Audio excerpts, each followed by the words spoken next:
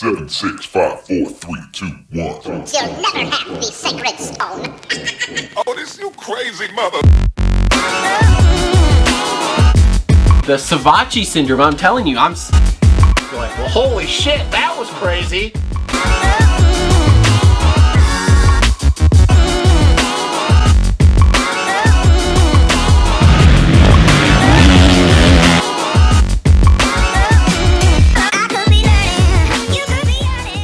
What is up, everybody? Welcome to another episode of the Moto Aftermath Show, presented by TLR Coatings, Michigan's #1 custom powder coating. I know you change that fucking thing every time. Show. So we are back in studio here. I know I said we probably weren't going to be this week, but I managed to carve out a spot in the studio here, which has some changes to the studio to talk to you about after this. Changes coming. Enjoy this. This could be the last time you see this backdrop in the studio. Anyway, we are here wrapping up basically the whole season of the outdoors. We're done. Dude, it's crazy.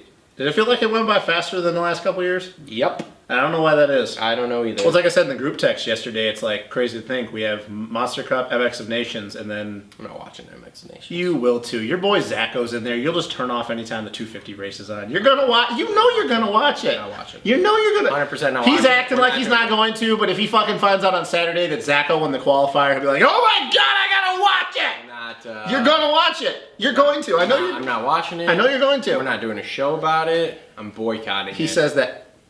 Boycotting that. He says that now, but give it time. When he goes a month without watching anything, any motocross related thing, he's going to be about it. He's going to. Not about it. Yeah, anyway, so... Oh, it's echoing off this. Like, what the hell was that? Oh, boy. So anyway, new episode of the Moto Aftermath Show. Like I said, presented by TLR Coating. Make sure to follow us on all the major social media networks. Now that the season's over, maybe I'll post more. I don't know. I doubt it. Highly doubtful. Make sure to like, subscribe, and comment. We are getting close. We're within we're in the last 50. I don't even know where we're at right now. I think we're 9:55 this morning. Okay, so we're close. We're 45. Anyway, so make sure, like I said, like, subscribe, comment. Follow us on all the major social medias. If you want to support us, all sorts of links down below to support us, from Amazon to Teespring to all sorts of stuff. Still figuring out what we're gonna do for that 1,000 subscriber show. Still which figuring now it out. is great because it looks like it's gonna be in the off season, so we actually can plan something for it when we get to that point. Probably. And we wrapped up this weekend our Pulp MX Fantasy League. Worst day for both of all of us. Well, okay. So here's the thing though, and you'll get to yours was way worse than mine. Mine was terrible. I was thinking about that on the way over here, and I go, I got 346 with 2 zeros, and then my All-Star didn't even score 50 points. So I'm thinking, dude, if I'd have just had normal points out of both of them, I probably could have had a 500+ day, but that's how fantasy goes. Like I told you, I'm done with fantasy. I ain't doing it in Supercross. That's a lie. That is a total... Don't fucking lie to people like that. You're gonna do it. Anyway, so for anyone who doesn't know, we play on the Pulp MX Fantasy site. I don't have a league to throw up because obviously we're done with the season, so we won't have anything until we get closer to Supercross. 3 years still doing it. It hasn't changed. But we do have winners. We do. And you were not one of them. No. No, but... So our top 3 here. Vinny Vibes, England. Which I think he was leading pretty much most the of whole year. Yeah. I think he was leading the Supercross one too. Yeah. Moto Mike 14 came in second, and Scrubbin' 1. Got past me on the last round. Got past you on the last round to bring up the 3rd place there. So I will be trying to figure out how to get a hold of you guys. If I can't get a hold of you guys, please get a hold of me, message me on Facebook or something. And I will get you guys info on your prizes and stuff. Get those bought, get them shipped out to you here.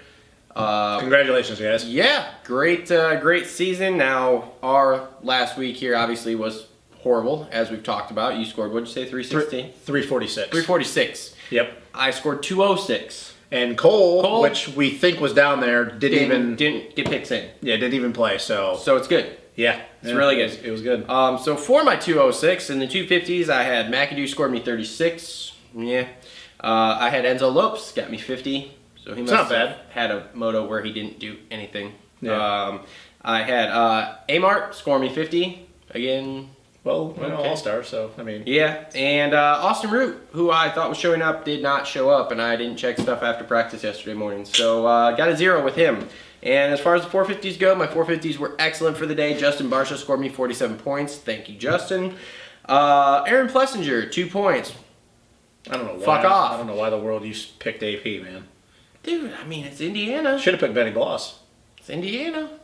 Yeah, Bloss but has burned me a couple times. Yeah, but already. AP's not even supposed to be riding right now. Anyways. Anyway, Isaac Teasdale scored me a solid 9 points, and Cody Schock scored me 4. So, yes, I'm going to go drive my car off a short cliff here, and yeah, I will see everybody Supercross season.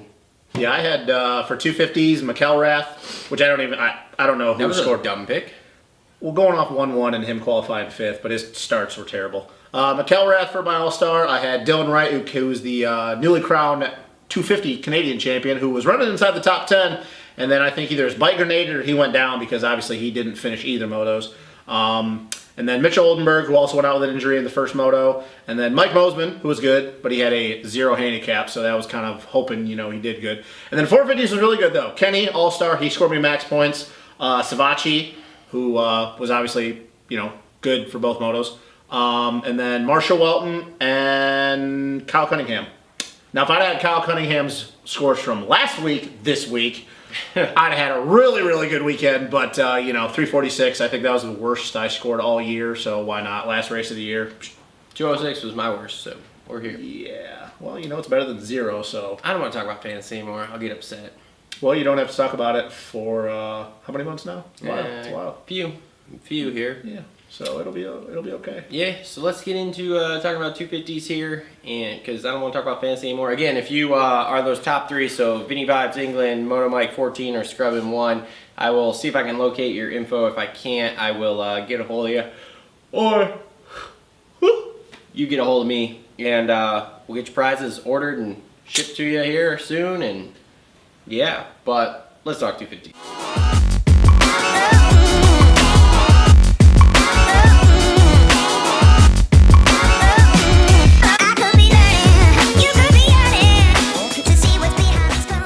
Okay, 250s. AC did it, baby. We got one. Took him long enough, but he did. We got one. Yeah, he did. He got him. Congratulations, Adam Cincerello, for winning your first national championship. And I say national championship because obviously it's outdoors. Yeah, good way to head into your 450 career and stuff. We're coming in hot, baby.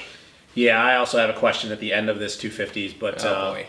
it's not ragging on anybody. It's just it's a hypothetical question. Okay, great. But yeah, congrats to AC on winning the title. It was a long time due. Everybody who watches this show knows that I'm not the biggest AC fan, but the kid deserves it. He worked his ass off, and I think Nick Way has a lot to do with that, getting him in the right headspace. And yeah, he persevered, and after Supercross and how much that hindered him, and people were like, "What's this going to do to his psyche?" He came out, and he was. May not have been the fastest at times this year, but he definitely was the most consistent. And hey, man, you got to win races. You got to win championships on your bad days, and he did. And now we have more titles than your boy Savachi. 1-0, whatever. AC's never going to win another title ever again, so it doesn't matter. Savachi's never going to win a title, period. I never said he's going to, so it is what it is. I mean, it is what it is. So yeah. So God, we got one. So I was biting my nails that first moto. I was like, oh God, please. I wasn't, because the only way he was going to lose one is if the bike grenaded, which he had no mechanicals all year. Yeah, but I didn't want to go into the last one. I didn't want to go into the last moto, and it almost did. Now, how about that Dylon and Cooper battle there? Oh, we just going in right in? We're just going right in. We're Dude, down. I tell you what, man. As much as neither of us like Justin Cooper, I think he came out yesterday and he had a point to prove. Like with all the MX of Nations talk, people talking about how he didn't really deserve it. Even if him being the second place guy, not being the best sand guy that we had with AC not going. And man, he came out and he was frisky. And GL and Weege were talking about it on the show. Is there team tactics if something happens? And Cooper There was went out no there. team tactics. Cooper was out there for a while. Those guys don't really like each other, and that's dating back to some different things that have happened in the off season and so on and so forth. But Cooper came out and he was trying to prove a point, man. And I'll say this: I think overall speed wise, he might have been the fastest guy yesterday, both motos. But after Dylan did the same thing he always does, and he did it to AC quite a few times this year. Even if he didn't have the pace to win at the beginning of the moto. If he got past, he'd let him go, he'd settle in, take a deep breath, get his heart rate down, and he knew that, him and AC probably are the two most physically fit dudes in the class next to when J-Mar comes back. And he knows that he's going to have something at the end of the moto, and that's what it was. He just zapped Cooper at the end of the moto, and, Cooper, I still believe, is kind of a head case, and, once something like that happens, he can't respond. But damn, dude, if that wasn't a good battle for about 3 or 4 laps, and, dude, Justin Cooper's rut speed was insane. He was right. At the beginning of that 250 that first moto. Now, was it just me, or was it the track, the way the cameras were set, whatever? They didn't look like they were going that fast yesterday. I think that had to do with a lot of the twitchiness. I mean, they ripped that track super deep, and anybody that's never been to Crawfordsville or that part of Indiana, the clay, and they have a little bit of a sand base, not a sand base, but a little bit of a sand mix. That clay is really, really good, and they ripped the shit out of it. And that's why you see so many long ruts. And I think that was the thing is that there was ruts from the end to outside, and a lot of guys were just kind of tiptoeing through things.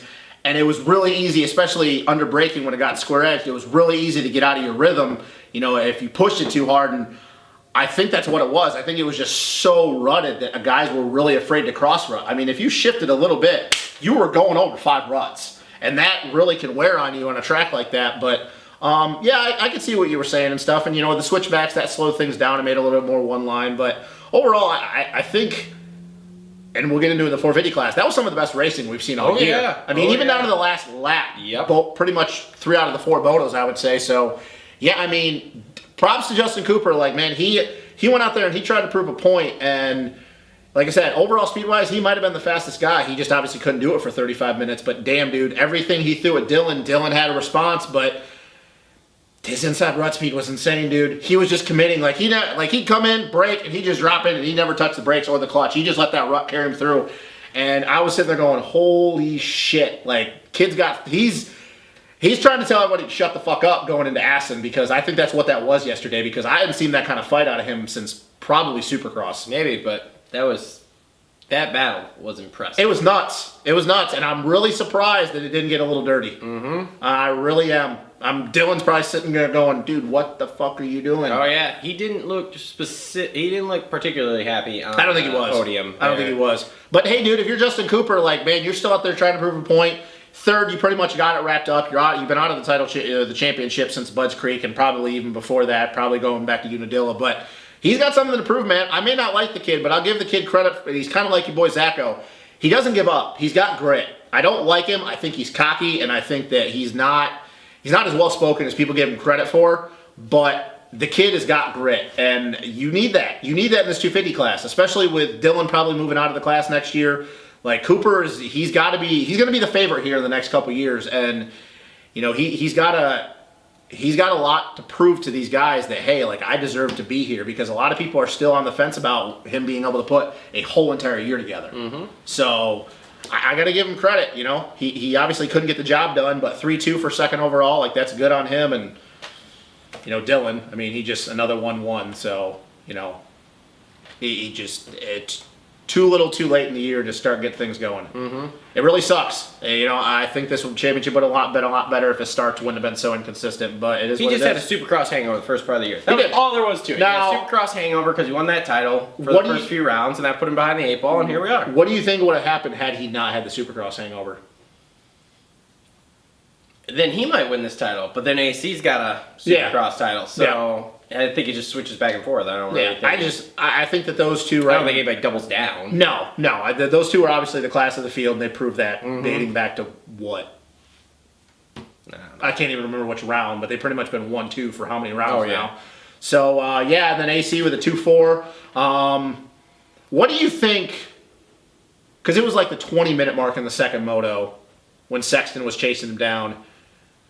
I can't really put my finger on what made him just kind of like, all right, I'm done. Like, because he was pushing there pretty much for 15, 18 minutes of that second moto. I think it was just the fact that he had the title already and he just went, I don't care. But what I'm saying, I guess what I'm saying is that why do you think he, because I honestly thought I'd go into that second moto, either one or two things was going to happen. He's going to go out there try to prove a point because he's not doing, MX of Nations.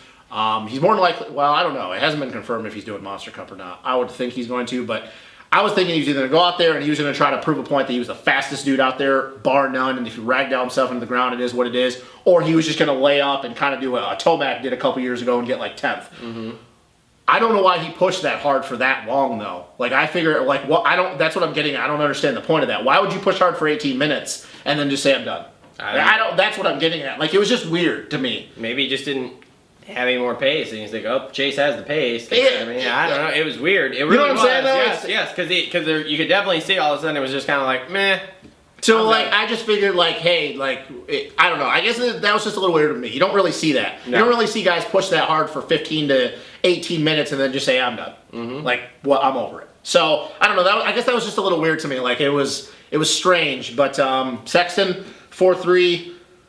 What did he end up in points? Do you know? No idea, but he definitely had some pace yesterday. He was good. I still think that he's got some things that he needs to work on and stuff. He's still not quite there. I know, obviously, he missed a round. He had the heat exhaustion, and that affected him for a few rounds after he came back. But he looked good. But I want to talk about Mike Mosman.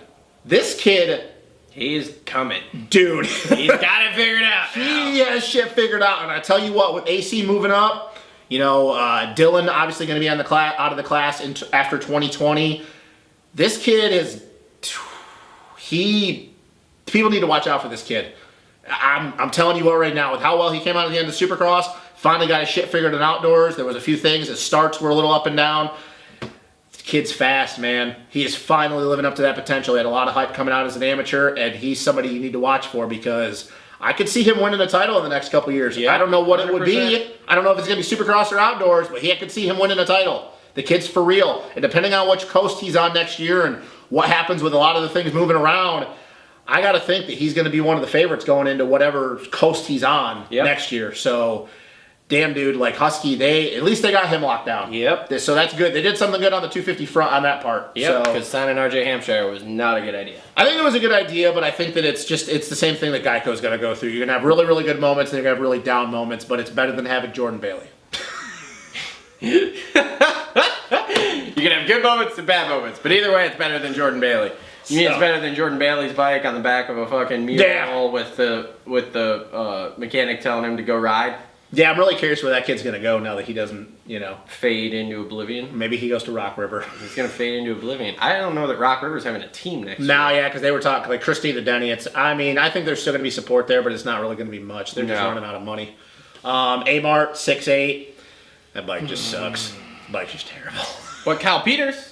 Whole shot? Yeah. Leading laps, bro? Yeah, no, that was good. I don't know what's up with A-Mart, man. His starts are just down, which is really weird, because on the... I mean, you say the bike sucks, but man, we've seen those bikes run up front. They have run up front. I think this is more based on it's not A-Mart. a star Yamaha. No, but the thing is, I think that something has happened with A-Mart. I don't know if it's just his confidence in the bike, but dude, his starts were insane when he was with Star, and then even on TLD for 2 years. So I don't know if something has happened between then and now, but I think it just kind of came down to the starts because he showed when he got good starts that his pace was there. But 6'8", I think he ended up 8th overall, 7th overall in points. I don't know what the fuck it was. Shane, 8-9. Same thing, kind of starts. I mean, we saw what he did at Budge Creek when he got a start, so I don't know. I'm expecting big things. That was a blue moon moment. I think it was. I don't think that would ever happen again, but I think that he's better than 8-9. He's proved that many times in the past. I think he's just done with that team. I think him and Tyler Keefe have had... I think Karma's about to wrap its dirty fingers around him, and we'll see. Honestly, I don't see next year going well for him. We'll see. I think as much as he doesn't like that bike, I think it was a dumb move, and to slap TLD in the face like that, which I know he's not going to say was a slap in the face. TLD's not going to say it was a slap in the face, at least not in public, but... We're going to see. You had TLD sit you down, so you didn't move up this year. And then you go and sign with another team for a 1-year deal here because you need to win a title. But I don't think he's going to. I don't know if he's going to, but the thing is that, and we've talked about this before, and you and Cole on the last show you guys did, 2 shows ago, you talked about this, and we even talked about that after the Washugo wrap-up. Star's the cream of the crop bike. It is. Shane has proven in the past that when everything's clicking, he can win championships. He's won races. I don't think he's going to click in 1 year. I don't know. Look at Oldenburg. Oldenburg has a tendency to get hurt. McElrath has just been hurting this last year, and we know that there was a lot more to it than him just being hurt. Like I said, I don't necessarily disagree with you. I don't think he's going to win a championship. So if this fizzles here, well, the thing he doesn't is, win a title. You just he's said that fucked 8 ways to never anyway, right? Well, you just said though that about him winning the championship. What would you rather have take a chance of winning? You want to be on that Star bike. That Star bike's going to give you a championship before that TLD bike is. Plain and simple. Not that the KTMs aren't really, really good bikes, because they are. But the engine package, even though with all the technology we have nowadays with fuel injection and ignition, you can move things around, but that bike is specifically made for guys who rev the shit out of the bike. Shane doesn't do that. Shane rides in low RPMs and the meat of the power, which that Yamaha is all low to mid-range power. I think that bike is going to put him back to where he was 2 years ago, but I think the problem is that you have somebody like Dylan Ferrandis, who just won a Supercross championship, second in outdoors, proved he was the fastest guy at times. Hunter Lawrence, which, fuck, dude, that kid cannot catch a bike. Blew his knee out. We'll see what happens. Jeremy Martin's coming back. Yeah, you got a lot of things going against you, but I'm going to tell you what. If Shane can get back to where he was 2 years ago and on that star bike, it may not be 100%, but there's a 90% chance he could win a championship if he goes back to the guy he was 2 years ago. That bike is just better. It's the best bike in the class, plain and simple, and we'll see. I think it's going to be interesting, but I think you hit the nail on the head. He knows he got to win a championship to get a good ride going in the 450 class, and I think he was looking at going, my shot is better on that star bike than it is on the TLD bike. Plain and simple. No disrespect to the TLD team, but there's a reason why that team has never won a championship. So, and I mean, that's a reason why Jordan Smith's not on the team anymore. He's going to Kawasaki. All your dudes are leaving you. Like, there's a reason for that. Cam McAdoo. Like, dude, you couldn't sign Cam McAdoo? For real? Did you hear about that? Yeah, I heard bits and pieces, and then I know that you talked about it on the last. Gave him 2 hours. Yeah. 2 hours to put a contract in front of him when he's been riding for him, and it's always going there, always going there. And they couldn't do it. So that's my point. Like, let's be real. Tyler Keefe, you're fucking shit up. That team's a shit show. It's not like it was 5 years ago. So, anyways. They signed this French kid. Yeah, Brian Moreau, which, ton of talent, very fast, but super inconsistent. So, Garrett Marchbanks, pretty decent way to round out the year. He had the last good couple rounds, off and on, not too consistent motos, but he had a good moto. Okay, have a good moto. 11-7, not really that bad. I will say, though, that even though Mitch has proven that he doesn't give up guys that quickly, especially somebody that's they're invested that much into it, but I'll tell you what, with all these guys going to pro circuit, Fortner's still on the team. And then obviously the signing of Jordan Smith, Cam McAdoo, Seth Hamaker's coming up. Marchbanks is lucky to still have his ride with how up and down. Now, he showed flashes of brilliance before, dating all the way back to the first round of Hangtown when he comes out and he was the fastest qualifier. But if I'm hot sauce, Ivan Tedesco in his corner, they got to figure some ways to keep that kid from fucking ragdolling himself into the ground. Because if he has another year like he did this past year in 2020, he ain't going to have a ride going into 2021. He hasn't done enough yet. Nope. So he's got to figure something out. But it's ninth place, decent. And then Cam McAdoo. I mean, that first moto was really good. I don't know what happened in the second moto. I don't know either. So, who's better next year on PC, him or Smith? Jordan Smith all day long. Jordan Smith. I like Cam McAdoo. And you think Smith's going to keep it off the ground? I think part of the reason, all the stuff that was going on with him and the reason why he hit the ground so much is I think there was a lot of shit going on behind the scenes that he couldn't deal with mentally. I think there's a lot of stuff. I think there's a lot of shit going on with that team that nobody knows about unless you're in that inner circle. And I think that Jordan being a confidence guy, I think that maybe TLD was losing confidence in him. They basically said, Shane's our guy. And Jordan's going over there going, what the fuck, dude? Like, I've won races. I almost won a championship. I should have won a championship. Like, I'm just as good as he is. I think that if Jordan Smith on a Pro Circuit Kawasaki is a very dangerous thing. I'm not saying he's going to win a championship because I don't think he's going to. But we've seen what Jordan is like when he's healthy. Jordan is better than Shane McElrath when he's healthy. I will argue that all day long. I know that Shane has more wins, but Jordan did it. Jordan did it against more. He did it against Zach Osborne. He did it against Jerry Martin. He did it against Joey Savacci. Like, he's done it against better guys than what Shane has. No disrespect to Shane.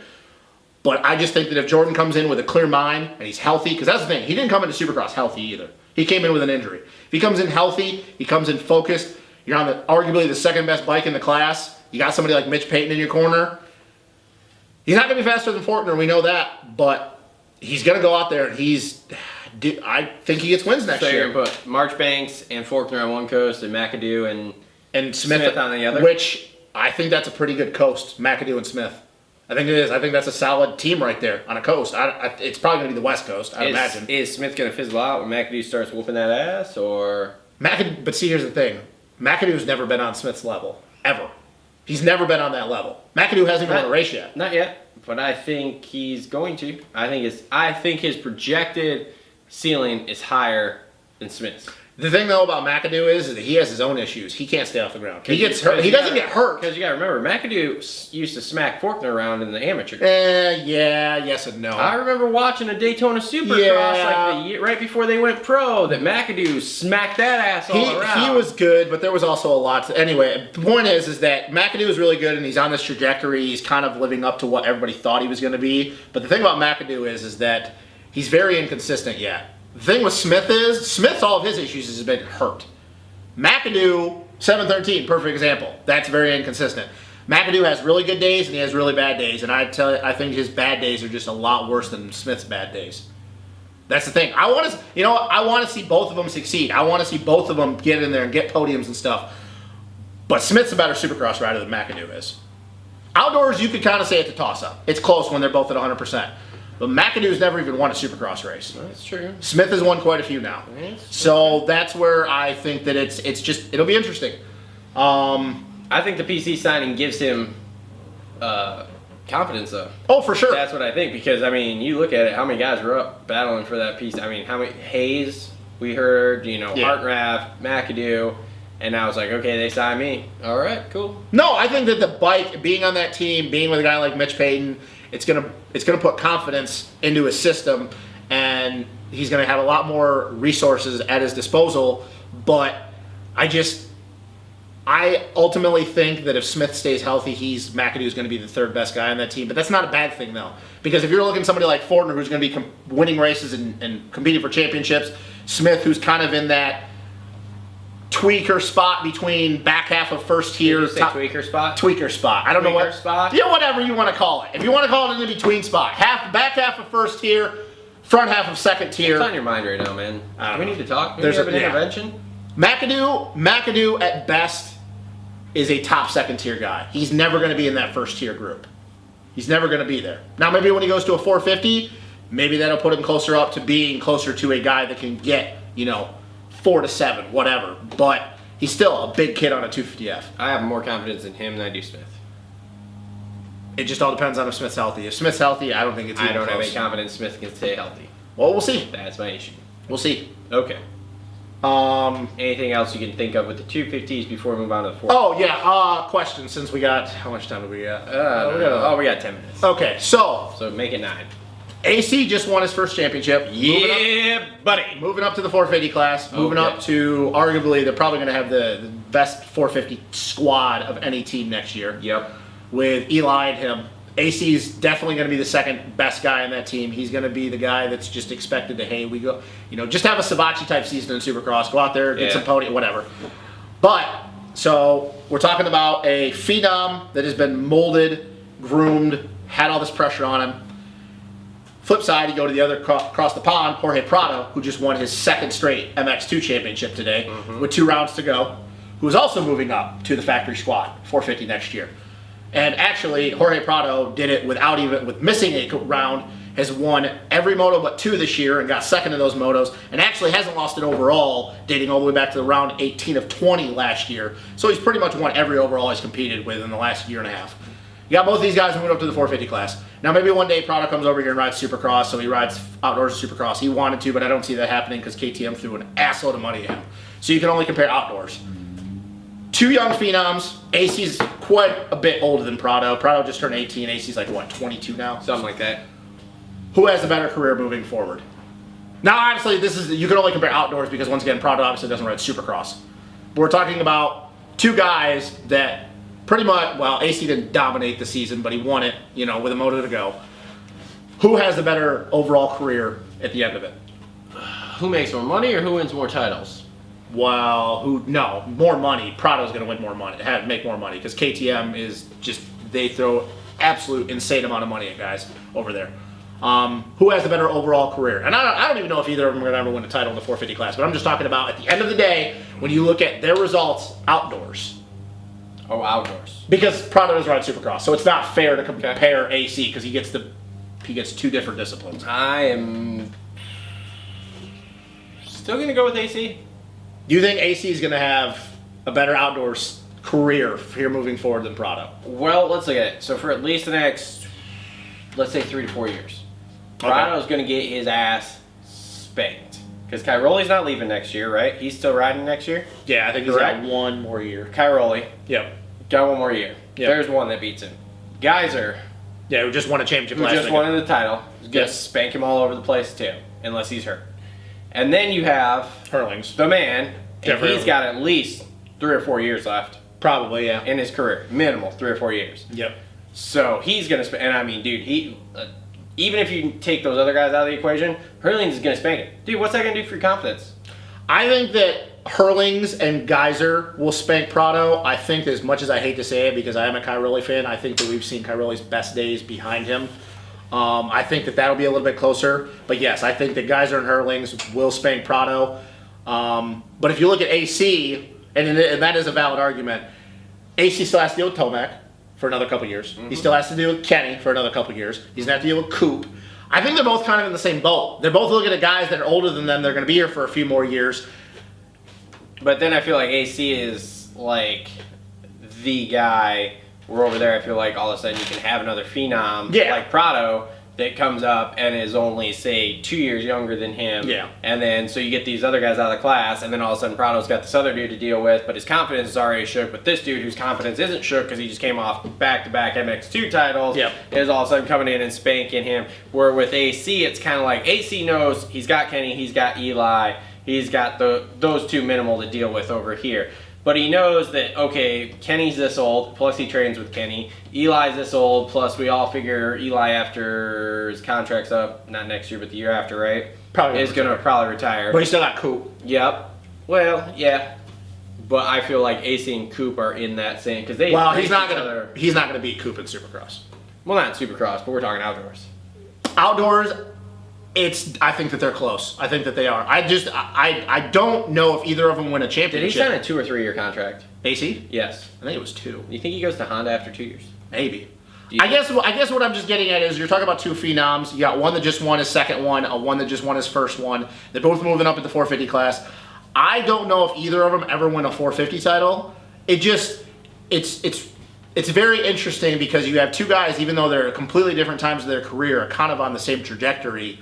Once again, Prado doesn't ride Supercross, so it's not a completely fair comparison. But they're both moving up to one of the premier teams. They're both moving up to a team where they're not the number one guy anymore. Even after winning a 250 championship. AC, though, the thing about AC is that I think he's going to be very, very good on the 450 at his age and taking him this long to win a championship and then finally moving to the 450 class. I don't think this is going to be like a Zach Osborne thing, where he's going to come in and he's automatically going to dominate, or not dominate, but kill it his rookie year. It's going to take him a learning curve. But then you're talking about all these 250 guys, because then you still have Ferendis when he moves up. So it's one of those things that I think that both him and Prado are going to have really good 450 careers, but I don't know if they ever win a championship. Yeah. I just don't. There's too much stuff going against them. But Prado has a longer time in the class than AC is going to. Wasn't Prado ahead of Hurlings at This Nations last year for a while? Yeah, he whole shotted that very first moto. Yeah, MX1, led it MX2, for and a was while, leading. right? He was leading for a couple laps. I don't know, man. Do you think Prado comes in and spanks Hurlings around? I don't think he spanks Hurlings, but I think that he's closer to Geyser and Cairoli than people think. You just know how I feel about Hurlings when he's healthy. Yep. Prado is very good, though, dude. There was times this year and stuff where during the middle of the moto, he was going 4.5 seconds a lap faster than second place guy.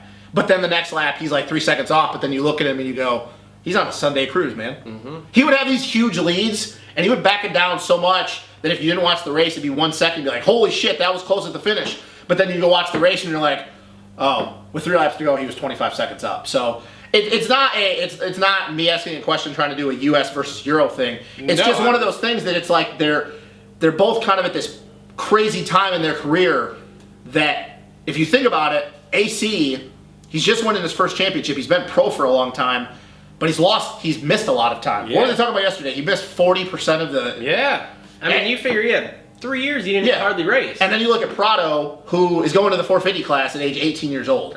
So it's like, it's weird that they're kind of at this same point of their career, but there's like 5 years between them in age. Well, and getting down to the nitty gritty with AC, it's like, it feels like he's been pro forever. But again, with him not racing that many races, it's like, dude, he's had basically like the last 3 years. Well, think about this. Him and Coop came into the 250 class at the exact same time. Yeah. Coop's already been in the 450 class for 3 years and already won a Supercross championship, and AC's just moved on to the 250 class. So that tells you how long he's actually been pro.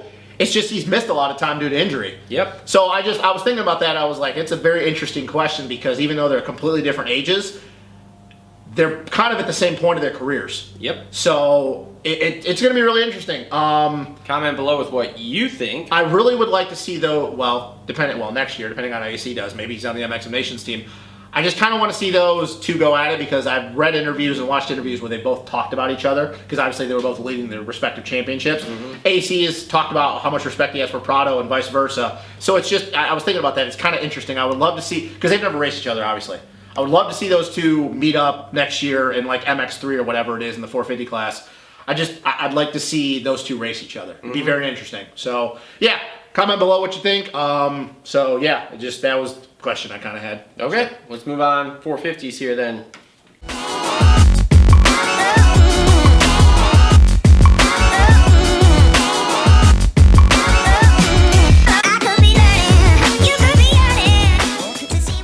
Okay, 450s here. Was that the best first moto of the year? Oh, hands down. Were you thinking the same thing? Hands down. Were you thinking the same thing as I was though, going into the weekend, that it was going to be fucking boring as shit? Oh, absolutely. Absolutely, because I was like, well, Tomac wrapped it, so Tomac has nothing to ride for, so he's going to dominate. Absolutely. Or dominate. he's going to do what we kind of talked about, where he's just not going to give a fuck.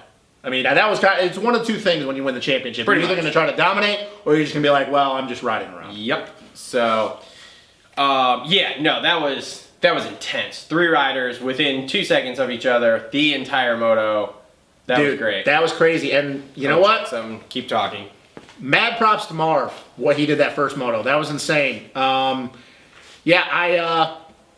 I didn't really know what Marv's mindset was going to be going into the weekend. There was obviously 5 points between him and Kenny and still battling for bonus money for getting second.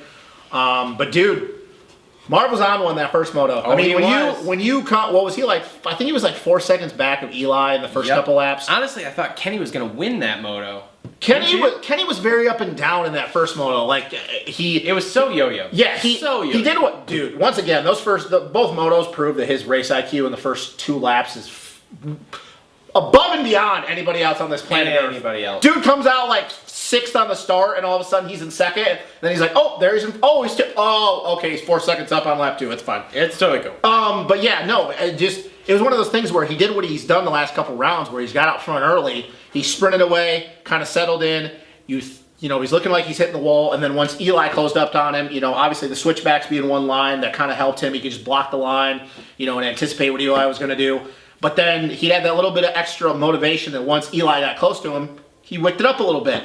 But Marv, props to Marv. Everybody knows I'm not a Marv guy. I respect him. But dude, he was on one in that first moto to catch and pass both Eli and Kenny in the same moto and then leave him a little bit. Yes. Like what? He ended up winning by not that much, but he gapped him by like 5 seconds after he got around. Did you think Kenny was going to take him out in the last corner? Ooh, dude, he was pushing it in deep. He was. I was like, oh boy. I was like, or Marv's going to take him out. One of the two. But dude, they both go down and Eli's going to win. That was the best I think Marv's ridden in a very long time. A long time. And that, dude, he was killing it. And then the second moto. And of all things, him and Zacho. Awesome. Which, by the way, I haven't heard anything. I haven't been on. I haven't either. I looked. I really hope that it's not a knee, because he's had knee issues before. I really hope it's not a knee, because if it's a knee issue, we know we won't see him at Monster Cup. He's 30 now. I know he just signed a contract, but yep, that might have. If it's a knee, that might be the end. That might be the end. He's probably going to ride out his contract, but I don't know if Marv will ever be the same. Which really sucks to ride like that, to go into one of the highest of highs, and then it just, dude. And he was going back to the truck, fucking fist pump, and be like, "Fuck yeah!" Yep. Because he's like Kenny and Eli relate. It's not one of those things where they didn't have anything to ride. They weren't put. You straight up and caught and passed both of them, and they were pushing. Yep. And he's probably going back like fucking high-fiving everybody. And then when I watched that, I'm like, oh, dude, I was gutted for him a little bit. My heart sunk in my stomach. I was like, oh shit. I saw him like go down, I was like, oh, and then when I saw him not go to his bike, I was like, oh. And then when you see the replay of him just slamming it, you're like, oh god. And that's not good. And then of all things, it to be Zacho. And and anybody that's thinking that was nothing more than a racing incident, pull your head out of your ass. That's not what it was. You're a fucking idiot. Zacho, they were both committed. Zacho just did something that everybody was kind of hitting that inside roller and then bouncing to the outside and pivoting. He just squared it off. Yep. But I don't think he thought that Marv wasn't that close to him when he was going up the roller. No. committed. Yep. And they both came together, and honestly, that could have been bad for both of them because if he'd have been, 2 inches back, he could have taken out Zacho's knee. So Yep. And in fact, when it happened, and I was like, oh man, Zach's gonna be like, I feel so bad. Which I guarantee after the moto he was. Oh yeah. He was probably gutted. So Yep. I really hope that Marv's not hurt. I want to see him at Monster Cup. I want to see him healthy. It's just another guy that can win races. But yeah, that was a crazy moto. Second moto, same thing. It was cooler, but I think whatever's going on with Kenny, which I still think it's Epstein-Barr. Yeah, I think it was too much pace the first moto, and the second moto you saw it kind of take effect there. But him and Eli were pretty much the same speed all day long. Yep. Marv was faster than both of them. That was obvious from the first moto. It's just Kenny couldn't do it for 35 that second moto. Like you said, it was so much at the beginning of the whole first moto, so much for 20 minutes of the second moto, and it proved. And when Eli got around him, I'm going, oh shit! I'm like, here we go. It's going to be a fade fest. Yep. He's going to keep going back and back and back. Which he didn't. He did catch himself. But Yep. And then after Zacho got around him, Zach gapped him a little bit, but he kept him close. I think it was like 4 seconds for pretty much the rest of the moto. But yeah, it's very obvious that Kenny is not 100%. I hope that he takes all of September off. Who knows if he will, because Kenny is an animal. But I hope he takes all of September off. We know he's not doing Monster Cup. That's actually been confirmed already. Okay. He's not doing Monster Cup. We know he's not doing MX of Nations. I hope he takes all of September off, most of October, and just whatever's going on with him, just get ready to go. Because I think doing a full year, 100%, he's not been healthy, but just getting through the whole year with nothing happening, he's going to come into 2020. He's got to be rejuvenated. I know that most people are like, oh, we're making excuses for Kenny again, but it's been very obvious that something's been wrong with him. Yep. So, not bad. He ended up second, not the way he wanted to, but it is what it is. Tomac, just another good day. 3-1. Dude, when I thought he was going to win that first moto, I was like, dude, if he wins his first moto, Kenny's confidence is going to be through the roof because it's not going to I was telling Ashley, I was like, there's a difference between winning a race like that or winning a race by 30 seconds. Yeah. Like, you win by 30 seconds, you're like, yeah, I'm the man, I'm that much faster. You win a race like that, it's like, no, they pressured me that whole time, and I went right to there it. is, because when you get out by 30 seconds and you gap, you're like, well, I know that I'm leaps. You're not being fed any new information. Nope. You already are reaffirming what you already know, that you're better than everybody. But if you win that close of a race against arguably the two other guys that have, everybody's been the same the whole entire year. Obviously, Eli won the championship, which, by the way, congratulations to Eli. Oh, did you hear that, guys? He snuck it in. No, it is just what it quick is. and easy. Yeah, because I know that people were bitching about that in the comments. Everybody's waiting. Whatever. It happened. Congrats, he 3-peat. So I have a question for you. If Eli wins 5 outdoor titles in a row, let's just say that happens. Yeah. When he wins the 5th one, do you get to come on the show with an ET1 shirt on? Can we do that? I don't know what. I mean, that's 5 in a row. I don't know what. At 5 in a row, you have to come on with an ET1 shirt and be like, holy shit, he's a dominant outdoor guy. That's amazing. Well, we know that he'd get 5 before he gets 1 Supercross title. Well, because I know that question's already been posed to people. May be a thing. He's going to get 2 more. He's going to win Supercross championship, and I would see that he'd get 2 more outdoor titles before the Supercross. I'm just saying, can we get you in an ET1 championship shirt? Well, I will contact the Tomac camp myself and get you one. I have no idea, because I have strong feelings on how this outdoor championship went. We know that a big part of it was Kenny, but Eli did what he had to do.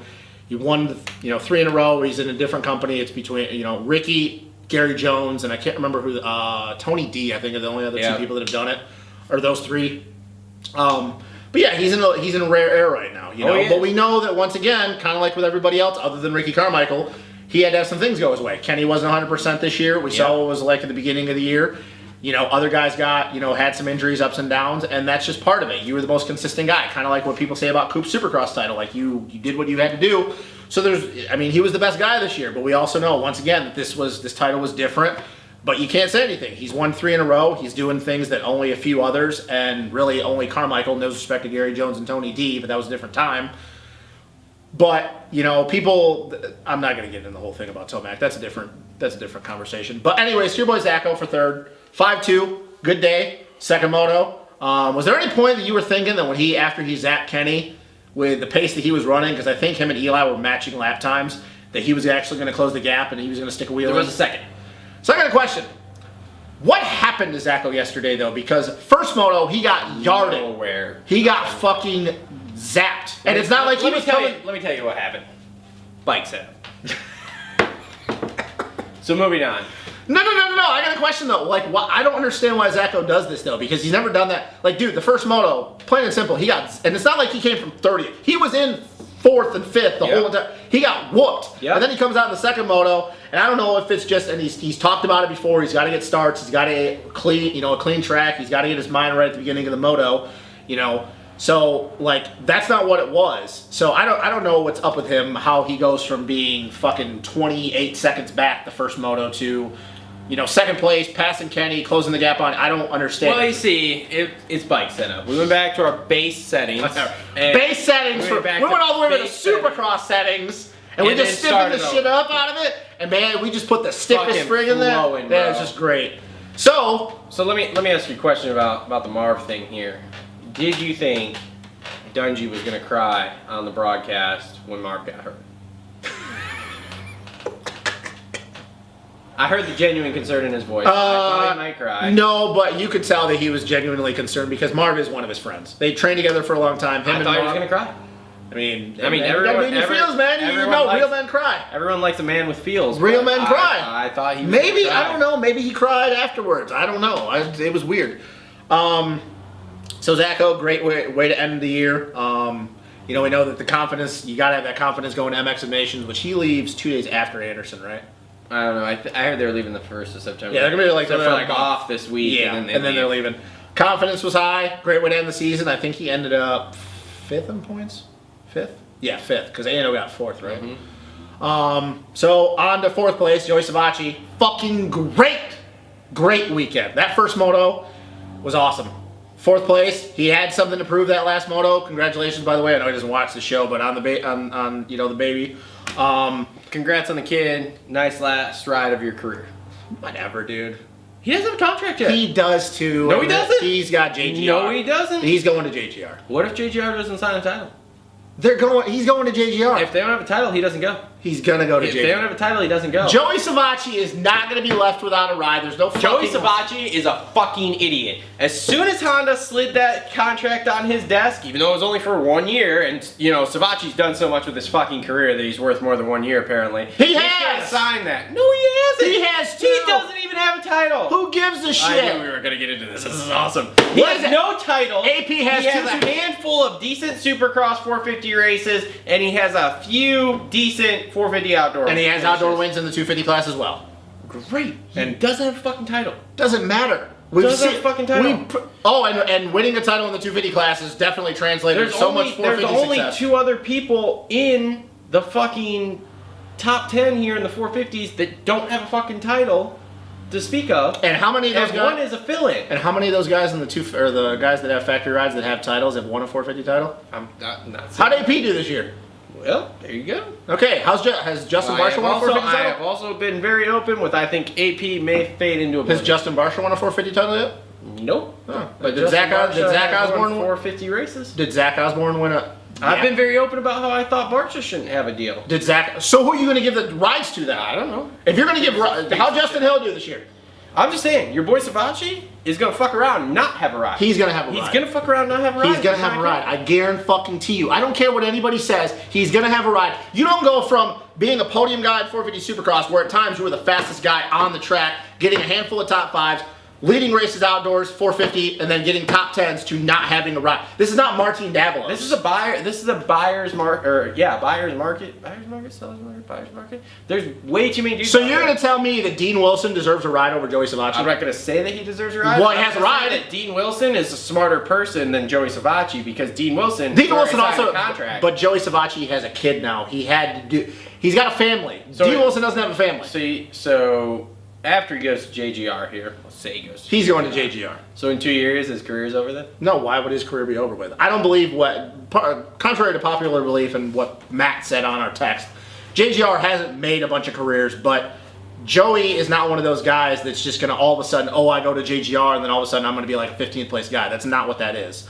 I'm not saying the bike is great, but it's also been proven in the past that it can be a podium bike. That's not going to happen with Joey. He's going to be the same guy on any brand because that's just who Joey is. He's not this up and down where the bike is the biggest fucking reason of why he does and doesn't do well. He could have gone to Yamaha and still had the same results. Joey, I'm going to timestamp this because when he doesn't have a ride come A1, I'm going to go back and be like, remember when I told you? you actually believe that nobody is going to sign him after how well his season has gone. Where's he going to go? His option is JGR. He's going to, you know what? Fuck it. He'll be like Dean Wilson. He'll do a privateer thing then. But he's not going to just all of a sudden. Okay. You honestly believe that he's going to go from what he's had, whether you believe that he has deserved it or not, when not winning a 250 title, to all of a sudden he's just never going to race ever again. I think he wants too much money. I think he's an idiot. He may deserve it, but that doesn't mean the teams are giving it to him. There's a reason he doesn't have a deal. Cole Seeley. There's a reason he doesn't have a deal. What would you go on a 1-year deal and then all of a sudden be going year to year to year? I don't blame him. Like tell me this, why isn't he rumored to be going to the tryout for MCR? To Moto Concepts? Yeah. Probably. Supposedly they're having a tryout race. Yeah, sure. That's just Tony talking shit. Hill and Marty. Yeah. But Martin tells everybody that he doesn't have a ride, and if he doesn't get a factory ride. That's Tony probably talking shit, and it's probably not going to happen. Moto Concepts is probably going to race it next year with Malcolm and Vince Freeze. You don't think they're going to field a third guy? No, I don't think so. You don't think Honda's going to make him put a third guy on? I don't think so. And if they're going for Hill or Martin, they're paying them next to nothing. Yeah, exactly. But there's too. But the thing is that's that the thing. There's too many guys. So unless you have the resume, which Joey doesn't. But Joey, okay. So, and this is the last thing I'll say about Joey, and then we'll get on to Barsha. Joey, we can keep going about it. We can keep going. Fine. Who would you rather have? Malcolm Stewart, Vince Freeze, Justin Hill, who else? Martin Davalos or Joey Savacci? Hold on. What are my options? Malcolm Stewart. Malcolm Stewart, who hasn't completed a whole entire season in how many years? Okay. Vince Freeze, who doesn't ride outdoors. Okay. Martin Davalos, who had one good 450 season, but he had ultimately, who I believe he deserves a ride, but he never was close to the podium. He was the podium one time, and that was because a lot of guys were hurt. Or Justin Hill, who, as much as I'd like to defend Justin Hill, this year really shit the sheets. Or Joey Savacci. Out of those 5 guys, who would you rather have? Malcolm Stewart. Dude can't even complete a whole season. Doesn't matter. When's the last time Joey's been hurt? Social media recognition. Doesn't. You're Stewart name. I'm pulling it all day long. Out of those guys, that's where I'm signing. Yeah, no. That doesn't mean shit if your guy's not there racing. Malcolm isn't this all. Malcolm, yes, he has a good social media presence, but Honda also isn't paying Moto Concepts just for social media. But everyone hates Joey. People don't hate Joey. Who hates Joey? Everyone hates Joey. No, they don't. Joey literally gets flack all the time because he's so Joey. They talk about it all the time on Pulp. Who's like that? That's how Weege. We just hate Steve Joey. And all that. No, I'm not saying that they personally hate him. I'm just saying they talk about how much he's hated because of his reputation he has. Yeah, I think that's just people that are jealous. I mean, you can think whatever you want, but at the end of the day... Well, the difference is that I've actually met Joey Savacci, and I hung around him when he was an amateur compared to all these other people that are just keyboard warriors. Joey was a dick as an amateur because he had a lot of pressure on him. But the kid has changed. He's been through a lot of shit. Arguably, all the stuff that he's been through, he's probably been through just as much as AC has as far as pressure. And you got to win championship. Because the difference between him and AC is, yes, AC finally has a championship. Joey has led how many championships and never wrapped it up? There's a lot of shit behind that. So he came out this year, and dude, he could have bombed this year. He could have bombed this year. And you know what? He didn't. And he didn't. And that's the thing. So... if people don't give him a ride... He didn't, but man, is it interesting to me, he doesn't have a deal done yet. No, it is, because he doesn't want a 1-year deal, which honestly, I don't blame him. I really don't. I really do not. And I'm sorry, Chase Sexton is not going to have a good rookie year compared to what Joey did. It's just not going to happen. Probably not. Chase is still way too immature. Probably not, but I'm just saying... I don't blame him. If you got a family to support like that, and you got a lot of shit going on, I really don't blame him. I don't. I just don't see him without a ride. I don't know. I bet on myself a lot more, I guess. I'd have taken the 1-year Honda deal because I'd rather rode the Honda. I would have too. Than the GGR bike. But then if you're going to go in and you ultimately kind of know with the AC thing that they're not going to give you the ride afterwards, what does that prove? So basically what it gives me a chance for finishes. But what I'm saying is that even if, dude, the only way Joey was going to keep that Kawasaki ride this year, let's be honest, is if he won a championship. Mm-hmm. Because then they couldn't kick you 100%, off the team. yes. So same thing with Honda. So if he goes to Honda for the 1-year deal, okay, great. You have one good year, but once again, unless you win a championship, you're going to be off that team after the year's over with. What does it really matter? But then your chance that something else is going to open up. So he's just going to bounce around. The JGR thing, in my opinion, is a risk. Because I'm here to tell you, from what I've heard through Pulp and the other grapevines so far, is that his deal's not done because JGR doesn't have money to pay him. Well, how much money? Has anybody said, and I don't know if there'd be specifics, but has anybody said how much difference the money was from what he could made of JGR compared to Honda? That I haven't heard. Because Joey's been a 6-figure guy since he's been around. But I'm just saying, from what I've heard, they don't have the money. So if they don't sign a title, I don't think he has a deal there. So then he's really fucked. He really is. Like, I think like you keep saying this, but like legitimately, if they don't he's sign going this to be, title, he's going to be the fucked. title has been in the bag for a while, and supposedly there's a few, but it's like, okay, how long are we going to go here before we get an announcement of, hey, we have this title sponsor? And it's like, okay, so they don't get a title, you don't get a deal, now you're out on your ass, now you are Dean Wilson on the back of a fucking Sprinter van. He's going to be, I'm not arguing that he will be fucked. I'm saying that either way, he'll be on the line of day one. If the JGR deal doesn't go through, he's going to, because that's all this kid knows. And the difference with him and Dino is that when Dino had come off a string of injuries, Joey at least can say that, hey, I've come off and I have proven results. So yes, I'm not disagreeing with you that that if the JGR deal goes through, he will not have a ride. But I don't believe that Joey will not be on the line of day one. Now, I might not be on the line at Monster Cup, but he's not going to just miss the whole entire year. It's not going to happen. Somebody will go, we're going to give you some money to ride for us. I don't know who it's going to be. I don't know where it's going to come from. But this is not the Dean Wilson situation because Dino went through how many years without results? Joey, at least you can say, motherfucker was leading Supercross races and winning Supercross races and getting podiums and, top 5, whatever. I don't know. I'm worried that there's not enough people there that like him to do stuff like that. I will say this then. The last thing I'll say this before. Maybe you're right, but from what I If he doesn't end up with a ride, that's a travesty. That's the way the market is. It is. The industry needs to take a long, hard look in the mirror and go, you're giving fucking rides over social media shit that aren't even on Joey's level to a guy that, he wants a little bit of money, but guess what? He deserved it. And that's just, it's going to bother me a lot if they're going to keep giving rides to guys like Vince Freeze. Well, that's a whole nother It conversation. is true, but it's a whole nother conversation. Vince Freeze is right here. Joey's at least the second tier guy. So anyways, on to Barsha. Sucks, man. It took him so long to find Dude, he was on one that first moto. He was. Dude, he was killing it. He was coming. He was killing it. So he's done riding though he's done racing after his contract's up, right? He's off that team. He ain't getting. How many more years does he have left? One? 1, 2. One. So he's got one. He's 26, 27 now. So he'll be 28, going 29. I think that Barsha would probably race another 2 years after his contract's up, but I don't know where he would go.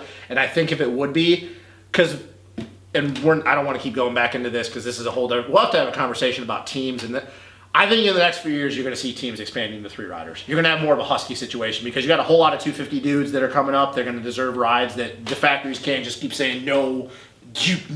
Like that's not going to work. Maybe he ends up on a team where it's just a Supercross thing like Moto Concepts. Maybe he goes to Moto Concepts after his contracts and just rides Supercross. Sure. So I think that, yes, the days of him after his contract, of him having a straight factory ride might be over with. But who knows? If he never fucked his wrists up this year, like he had just won A1, I don't know. Maybe Barsha, this was where he was going to be the whole entire year. Like he had the pace to run the podium speed. So, Ando, just another up and down. Great at Butts Creek, just average. Well, not average, but top 5, whatever you want to call it. Yep.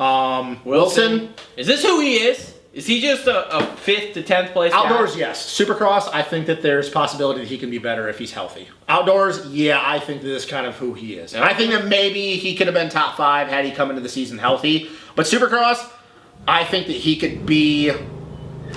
If Zacho and Joey were right here, Wilson's kind of like right here. Okay. So that's like what, 6 to 5? 6 to 12, yeah, 5 to 10. 5 to 10. Bloss, dude, he was killing it in practice. He was fastest, and then terrible starts. Does he have a ride next year?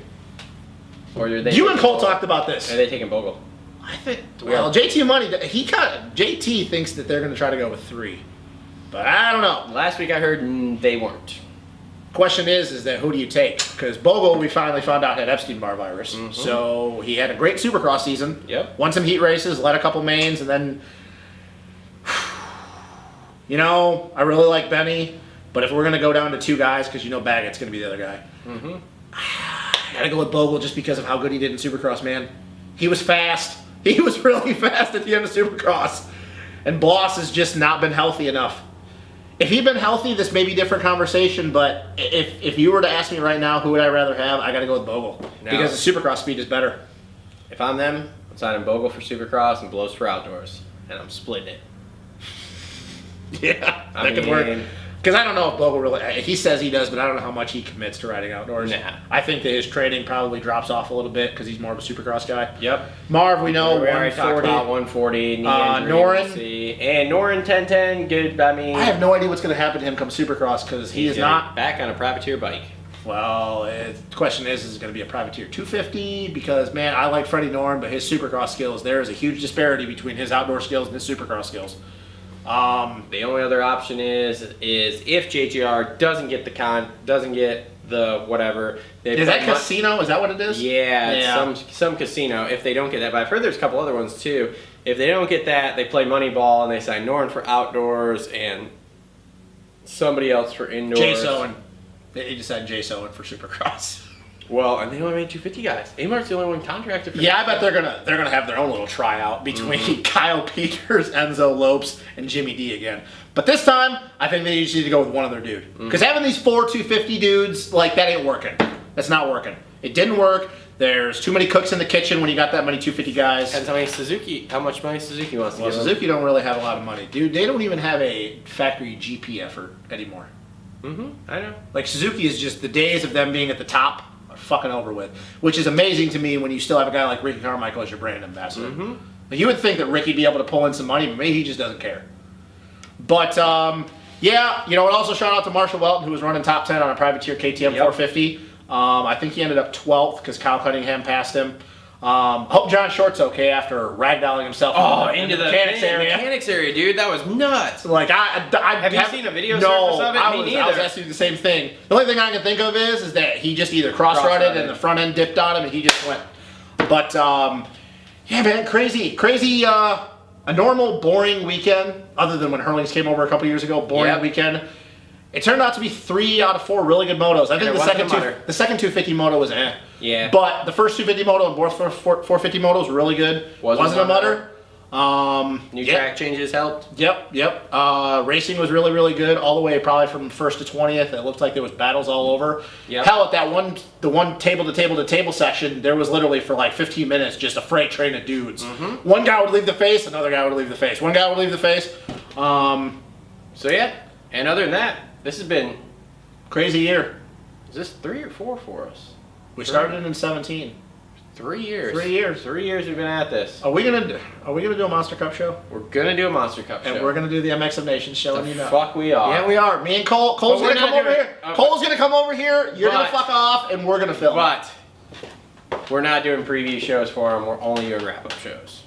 Oh, so you're actually gonna watch MX of Nations? No. You guys are gonna watch MX of Nations. I'm gonna turn the camera on, put the studio up, and you guys can fucking talk about it. I'm not watching it.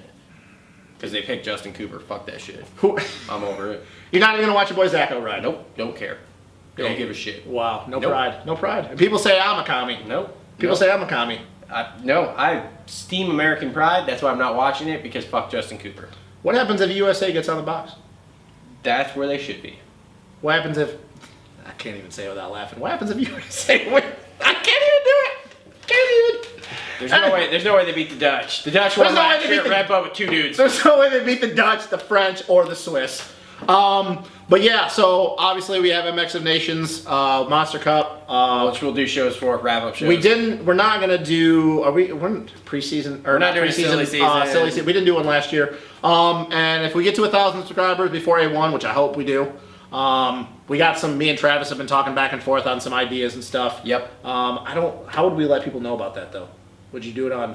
I'll put it up a week early. It'll show up as a premiere for a week, but we got. No, like let people know what our idea is. Oh, just tune in and Good luck. We gotta wrap this up though. The camera's gonna shut All off. right, people, we'll be dropping hints when we get to that point, so Yep. check the Facebook and check other things. Thanks for watching. We'll see everybody for Disnations is first, right? Yeah. Okay, bye. That was fucking terrible.